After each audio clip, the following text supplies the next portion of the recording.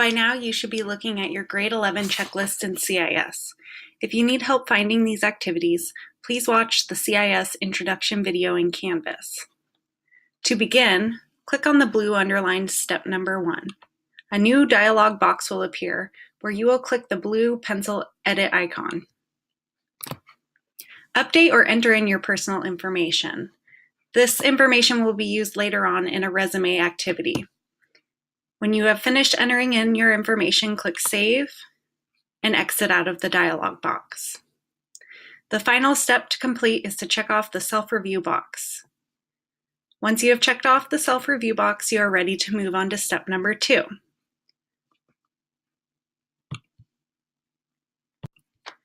When you are ready, click on step number 2, complete the school sort. The school sort is meant to match you up with schools that best fit you and your interests.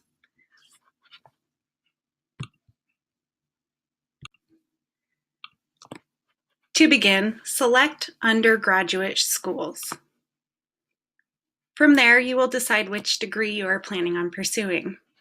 If you are planning on going to a 4-year university or college immediately after high school, select bachelor's degree. If you are planning on going to a 2-year college after high school, select associate degree. If the career that you are interested in does not require a college degree but instead requires trade school, a certificate program, or other training, select associate's degree. This is because many 2-year colleges, like PCC, offer these different programs without requiring a full 2-year degree. So the list of schools that you will get in the end of this activity will still be relevant to you.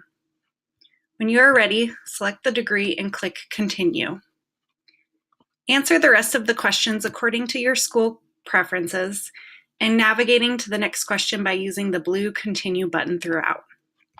Only answer the items that are important to you in a school. So for example, if you are not interested in sports and you get to the Sports tab, just click Continue and move on. You can do this for any of the different questions that aren't relevant to you.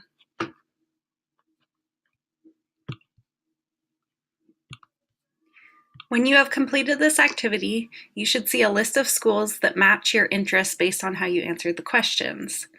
If your results didn't generate any schools, you might want to go back and be a little less selective. Oftentimes, if you go to the tuition and financial aid category and select any amount, you will then get some schools on your list. Take a couple minutes to look through the schools, and you can click on each one and find more information about that school.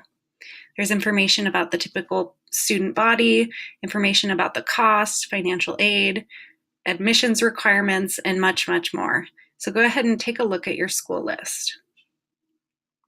When you have looked at several schools and found a couple that you're interested in, go ahead and save the sort, write a 20-word reflection about your thoughts on this activity, and click Save Information. Return to your checklist by hovering over My Portfolio and going back to Checklist. The last step to completing this activity is to check off the self-review box.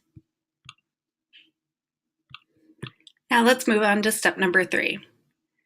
Click on step 3 and a new dialog box will appear. Based on your current plans, select the post-secondary pathway that you're planning on completing after high school. This means whatever your career path requires. So if you are unsure, you can always look up the job that you're planning on pursuing and look at the preparation required for that job.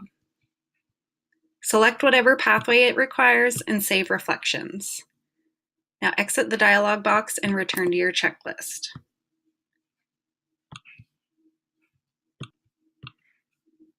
When you are ready, click on step number 4.